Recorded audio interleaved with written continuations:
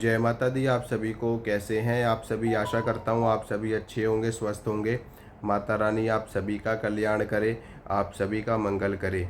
इस वीडियो में मैं आपको ये बताऊंगा कि अगर आप माँ दुर्गा की साधना करते हैं या माता काली की साधना करते हैं या किसी भी देवता की आप साधना करते हैं और साधना करके आपको सिद्धि प्राप्त हो जाती है और उनकी कोई भी एक योगिनी आपको प्राप्त हो जाती है, दूत आपको मिल जाते हैं, गण आपको मिल जाते हैं या कोई भी सेवक आपको मिल जाता है जो उनकी सेवा में है।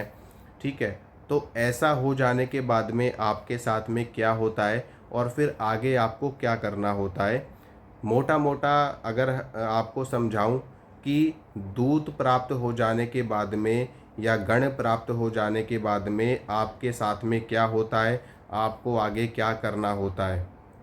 देखिए, सबसे पहली बात तो ये है कि दूत गण या योगिनी ये सभी शक्तियाँ उन्हीं साधकों के साथ में चलती हैं जो सिद्धि के मार्ग पर होते हैं, साधना के मार्ग पर होते हैं। अन्य लोगों के साथ भी कई बार शक्तियाँ चल रही होती हैं, उसके पीछे और भी कारण होते हैं, तो उसके बारे में मैं आपको किसी और वीडियो में बताऊंगा। फ़िलहाल मैं आपको इतना बता देता हूँ कि जब आपके साथ में कोई भी शक्ति चल रही होती है, किसी भी देवी की या किसी भी देवता की, तो आगे आपको क्या करना होता है।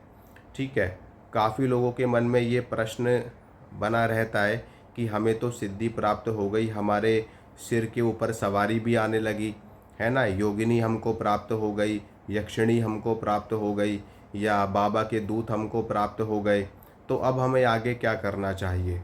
सबसे पहली चीज़, दूत प्राप्त हो जाने के बाद में या शक्ति प्राप्त हो जाने के बाद में आगे आपके पास में दो मार्ग होते हैं। ठीक है, पहला मार्ग होता है कि आप अपने गृहस्थी में रहते हुए अपनी पूजा पाठ करते रहें और जो भी आपको घर गृहस्थी से संबंधित परेशानियां हैं या जो भी आपको मार्गदर्शन लेना है घर गृहस्थी से संबंधित, वो आप शक्तियों से ले सकते हैं। और दूसरा मार्ग ये होता है कि आप शक्तियों के माध्यम से अपना भी भला करें और साथ में जन कल्याण का भी कार्य करें, यानी कि आप लोगों का भी इलाज करें, उनके संकट दूर करें, उनको उनकी परेशानियों का हल बताएं। जिस तरीके से आपने देखा होगा कि लोग दरबार लगा रहे हैं और लोगों के बारे में बता रहे हैं, तो ये दो मार्ग आपके पास में होते हैं। पहले वाला मार्ग सबसे अच्छा मार्ग माना जाता है। उसमें क्या होता है कि आपने साधना करके अपने तपोबल से माता रानी को प्रसन्न कर लिया और माता रानी ने आपको आशीर्वाद स्वरूप में अपनी एक शक्ति प्रदान कर दी, अपनी योगिनी प्रदान कर दी, अपनी कोई सेविका प्रदान कर दी या कोई दूत आपको प्रदान कर दिया माता रानी ने, और वो आपके घर के सभी कार्यों में आपकी सहायता करेंगे, आपका मार्गदर्शन करेंगे, आपके परिवार की रक्षा करेंगे, आपको सिद्धि प्रदान करेंगे, शक्ति प्रदान करेंगे। और कोई भी ऐसी घटना होगी जो घटित होने वाली होगी, कोई अनहोनी घटना होगी, तो उसके बारे में पहले ही आपको जानकारी मिल जाएगी। तो ये सारी चीज़ें सिर्फ आप तक सीमित रहेंगी और आपके परिवार तक सीमित रहेंगी। ठीक है, बाहर के लोगों से इसका कोई मतलब नहीं होगा। तो ये सबसे अच्छा माना जाता है क्योंकि इसमें आपकी पूजा, आपकी भक्ति बढ़ती रहती है और आपके घर पे, आपके परिवार पर भी कोई संकट नहीं आता है किसी भी तरीके से, और केवल आपकी उन्नति का, तरक्की का मार्ग खुलता है। बाद में आपको मोक्ष प्राप्ति भी होती है इस मार्ग से। ठीक है, ये सबसे अच्छा मार्ग होता है। और दूसरा मार्ग होता है जन कल्याण का, ये भी अच्छा मार्ग होता है, लेकिन यहाँ पर एक प्रॉब्लम रहती है, वो ये रहती है कि इस मार्ग में आप खतरे में रहते हैं।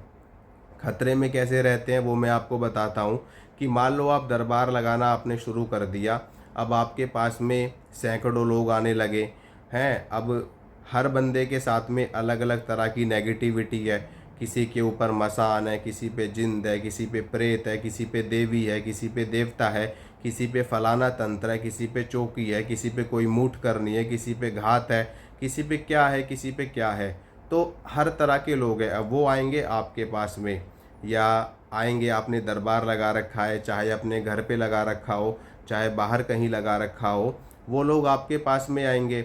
अब क्या होगा कि जब आप उनका इलाज करोगे, उनकी नेगेटिविटी काटोगे या उनका तंत्र काटोगे, तो उसमें क्या होगा, उनके ऊपर की सारी बाधा आपके ऊपर आएगी, यानी कि आपके शरीर पर भार पड़ेगा, आपके शरीर पर वजन पड़ेगा उनकी नेगेटिविटी का।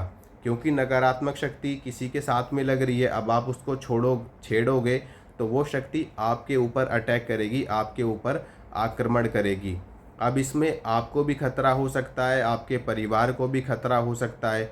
ठीक है, तो ये थोड़ा सा खतरे वाला मार्ग होता है, खतरनाक रास्ता होता है, जहाँ पर बहुत ही सूझबूझ से, बहुत ही सतर्कता से और गुरु कृपा से और इष्ट कृपा से चला जाता है। अगर इस मार्ग में आपसे कोई भी गलती हुई, कोई भी भूल चूक हुई, कोई भी त्रुटि हुई, तो आपकी जान के ऊपर बात आ सकती है, या आपके परिवार में भी कोई अनहोनी घटना घटित हो सकती है।